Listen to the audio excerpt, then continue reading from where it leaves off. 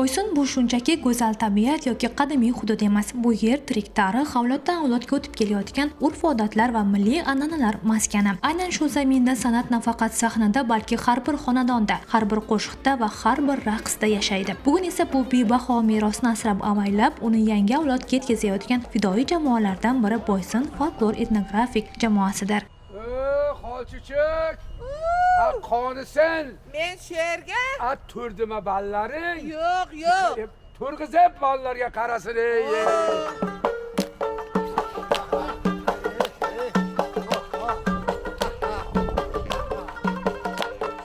Kampirjonim horib keldim. Tegirmondan tolib keldim. Balalari turmadimi, molga emish bermadimi? Balalari turmadimi, molga yemish bermadimi? Sekin gapiring hay bobo. Nimaga endi? Xurjinni kavlang hay bobo. Yey. Jiyan mehmon bo'lib kelgan o'tovga kiring. Jiyan mehmon bo'lib kelgan o'tovga kiring hay bobo. Ana shu hayotning ajralmas qismiga aylangan Boysun folklor etnografik jamoasi bugun tuman ahli uchun chin ma'noda sevimli san'atkorlar guruhidir. Aytish kerak, Boysunda biror to'y, bayram yoki xalq sayli ushbu jamoaning ishtirokisiz o'tmaydi. Chunki ularning chiqishlari har qanday tadbirda milliy ruh, samimiyat va ko'tarinki kayfiyat bag'ishlaydi. Ular bor joyda bayramga fayz kiradi, an'analar yana bir bor jonlanadi. Chunki bu jamoa nafaqat ijrochi, balki milliy merosni saqlovchi va targ'ib etuvchi kuchdir. Yaqquga chal sozingni, chaqalay ovozingni, qani qo'shining boshla, eshlay ovozingni. Chal sozingni, chaqalay ovozingni, qani qo'shining boshla, eshlay ovozingni. Raqala, raqala, raqala, raqala, raqala, raqala, raqala, raqala. Boysun folklor etnografik jamoasining o'ziga xos an'anaviy raqslari bor. Bu raqslar hech qanday boshqa jamoalarda uchramaydi-da. Mana shu raqslarga chet eldan kelgan xorijlik sayyohlar ham qiziqish bildirishadimi?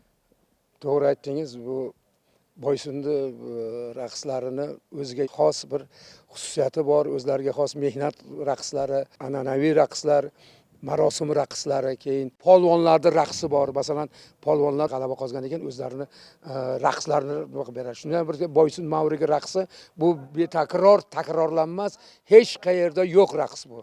Bu juda o'zini xosligi bilan, oyoqlar bilan qo'llarni o'zini ritmik tushishlari bir boshqacha bu. Boshqa millatlarda, boshqa nimalarda uchramaydigan bir boshqacha raqs bu. Ayniqsa Boysun Mavriga. Mana shu Boysun Mavrigini bir ijro etib bera olasizmi? Albatta.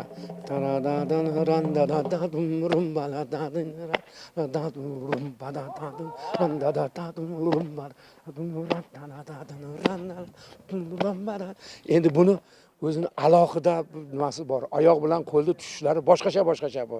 Shuning uchun zatak tushishlari ham bor, takdan keyin tushishlar bor. Shular juda bir boshqacha.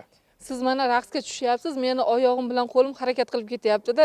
O'sha siz raqsga tushgan paytda qiziqish bildirib, masalan, harakat qilib ko'rganlar ham bo'ladimi? Qila olishadimi? Juda ko'p. Bizlar raqsimiz birga qo'shilib raqs qilishadi, o'rganishadi. Shaxsan Shoira degan san'atkorimiz shu raqslarimiz haqida kitoblar chiqargan. Kitoblari bor o'qishini. O'qishlar shu raqsda qanday harakatda, qaysi takda tushishlarini keng yoritib berganlar. Betakror ekanligini yana bir takror bildirganlar o'sha. Ayni kunlarda jamoada yanada qizg'in ijodiy jarayon hukm surmoqda. Sababi yaqinlashib kelayotgan Boysun bahori xalqaro folklor festivali. Bu nafaqat bayram, balki turli xalqlarning madaniyati, urf-odatlari va san'ati bir sahnada namoyon bo'ladigan nufuzli anjumandir. Ma'lumot uchun, Boysun bahori festivali UNESCO tomonidan e'tirof etilgan noyob madaniy meroslardan biri hisoblanadi. Unda har 2 yilda bir marta dunyoning turli davlatlaridan folklor jamoalar ishtirok etib, o'z madaniyatini namoyon etishadi. Bu festival Boysunni nafaqat O'zbekiston, balki butun dunyoga tanitgan muhim madaniy maydon hisoblanadi. Darvoqe, bunday festival jamoalar uchun beqiyos ahamiyatga ega. Chunki bu maydon o'z san'atini namoyon etish, milliy merosni keng targ'ib qilish va dunyo bilan madaniy muloqot o'rnatish imkoniyatidir. Bugun Boysun folklor etnografik jamoasi festival oldidan jiddiy tayyorgarlik ko'rmoqda. Har bir chiqish, har bir harakat qayta sayqallanmoqda. Chunki bu sahna oddiy sahna emas, balki dunyo nigohidagi maydondir.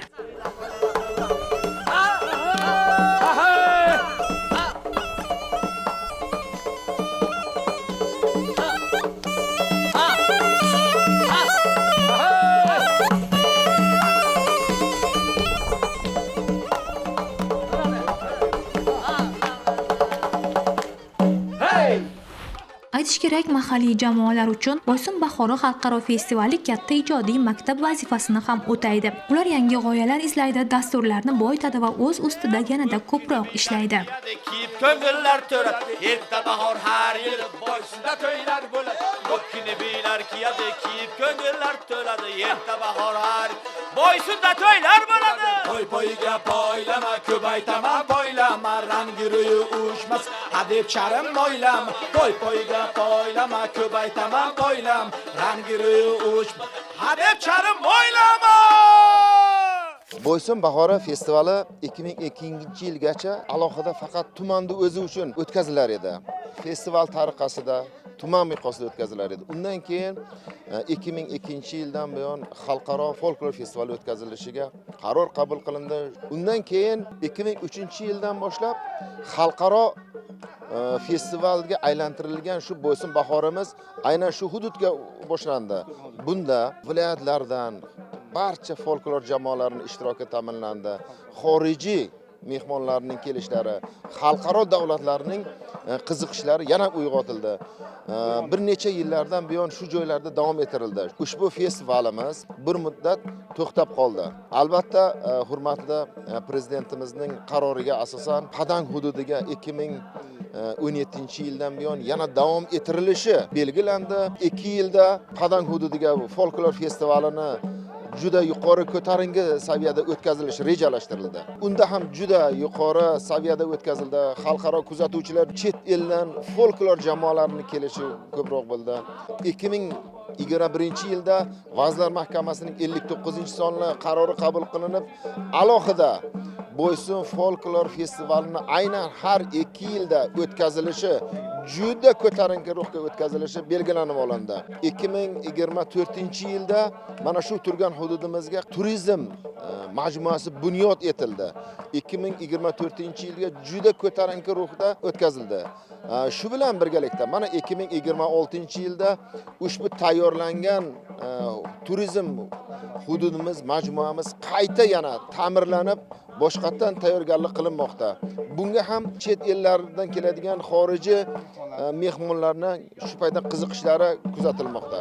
Albatta, biz Boysun tumani ham 2024-yilda bozorda tashkil etilgan, bozor hududidagi bo'ladigan savdolarni tashkil etadigan dastur bilan chiqdik. U ham albatta shu xalqimizning asori atiqalarini, shu urf odatlarini chiqartirdik. Albatta, sir emas, buni ham hozir baralla aytishimiz mumkin. Butun jamoamiz 2026-yilda ham cho'pon hayoti degan dastur bilan chiqmoqdalar. Albatta, bunga shu xalqimizning, cho'ponlarning hayotidagi urf odatlarini chiqartirib, butun ommaga, keng ommaga namoyon etamiz. Xalqimizga manzur bo'ladi degan rejalashtirganmiz. Albatta, xorijiy davlatlardan bir qator fuqarolar ham kelib bizni ijodimizni ko'rmoqdalar. Mana misol Turkiya davlatidan keldi. Bizning dasturlarimizni ko'rgandan keyin bizlarning ijodiy guruhimizni Turkiya davlatlariga ham ijodiy safarlar bilan borishlarimizni taklif etishdilar. Bundan tashqari ham qolgan mehmonlar, mana misol Xitoy davlatidan kelgan xorijiy mehmonlar ham bizlarning folklor etnografik xalq ansamblining ijodiy dasturlariga ko'rib juda baland qiziqish bilan o'z fikrlarini bildirib ketdilar. Tayyorgarliklar qizg'in jarayonda olib borilyapti, chunki ular uchun Boysun bahori shunchaki festival emas, bu o'z salohiyatini namoyon etish, xalq mehrini yanada mustahkamlash va xorijlik mehmonlarda unutilmas taassurot qoldirish imkoniyatidir. Dadajon qarang, qarang, mo'maginam janon ekan. Yuzidan nur yog'lar berisi ko'p nari emas, o'ylab ko'ring, sinab ko'ring, dadangizga rozi bo'ling deganda bu qo'shiqni men shu 94-yil ustozim Xoliq Xursandov qalamiga mansub. Men oldin xafa ham bo'lganman. O'sha paytda nima deydi?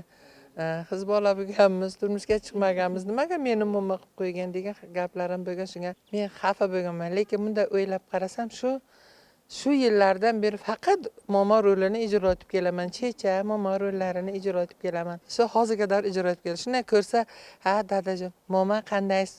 Bobo qanday deb so'rashadi. Yomon ahvollarga tushib qolaman, men aytaman, ha. siz shu o'shami deydi. Ha, men o'sha ham deb qo'yaman. O'g'ilni o'sha so'zlaridan bir eshitaylikchi. O'sha paytda yaratilgan Dadajon qo'shig'imiz, lekin hozirgi paytda ham doim mana shu trendda turadigan qo'shiq, chunki bu hayotiy qo'shiq. Juda oddiyligi bilan xalq ichiga yetib kirib boradigan qo'shiq. O'shanda ayol keladi-da, o'sha otaga yaxshi ayol berish kerak-ku. Keyin o'sha bitta ayol tavsiya qilganda otasi ham ko'rib, sal to'g'ri kelmas ekan deganda keyin Dadajon qarang, momoginam pari ekan. So'zidan bol tomadi, har bir so'zi dono ekan, savchi bo'lay. Asta so'ray, rozi bo'lsa olib beray, savchi bo'lay, rozi bo'lsa olib beray degan so'zlar bor. Biz oldin Shalola ashula va raqs ansamblida ishlaganmiz va uni tarkibida, ya'ni ichida Boysun folklor etnografik xalq jamoasi shakllangan va hozirga qadar bu Boysun folklor etnografik xalq jamoasi o'zini yaxshi nomerlari bilan butun dunyoni kezdik. Shu tufayli men ham ko'p davlatlarda bo'ldim. Bo'riquljon ham ko'p davlatlarda bo'ldi. Xitoyda bo'ldik, Angliya, Fransiyada bo'ldik. Turkiyada bo'ldik. Esengi davlatlarni barchasida ish qilib, o'zimizni san'atimiz bilan o'zbekona milliy qo'shiqlar, odatlarimizni ko'rsatishga harakat qildik, ya'ni harakat qilamiz. Mana nasib bo'lsa, mana qisqa kunlar ichida Boysun bahori bo'ladi. Unga butun dunyodan odamlar keladi. Shunga biz o'zimizni hech kimga ko'rsatmagan, hech kim hani bilmaydigan qo'shiq raqslarimizni ijro etmoqchimiz. Demak, yangiliklar hali ko'p. Ko'p hali. Boysun bu folklorda bulog'i desak ham bo'ladi. Buloq qaynab chiqaveradi. Xalqimizning orasida qo'shiqlar juda ko'p. Xalqimizda nima deydi, qadriyatlari o'lmasin. Qadriyatlarimiz baland bo'lishini xohlayman. Bugun Boysun jamoasi Surxon eli suygan har bir tadbirga fayz bag'ishlaydigan jamoaga aylangan. Ular bor joyda milliy ruh, barhayot, qadriyatlari esa yanada qadrlidir. Shu tariqa Boysunda Boysun bahori festivaliga tayyorgarlik ishlari qizg'in pallada davom etmoqda. Har bir chiqish, har bir sahna ortida ulkan mehnat va samimiylik mujassam. Milliy qadriyatlarimiz, boy folklor merosimiz namoyon bo'ladigan ushbu nufuzli festival nafaqat yurtimiz, balki xorijlik mehmonlarda ham katta taassurot qoldirishi shubhasiz. Ayni damda barcha ijodkorlar va ishtirokchilar festivalni yuqori saviyada o'tkazish uchun bor kuch va mahoratlarini ishga solmoqda.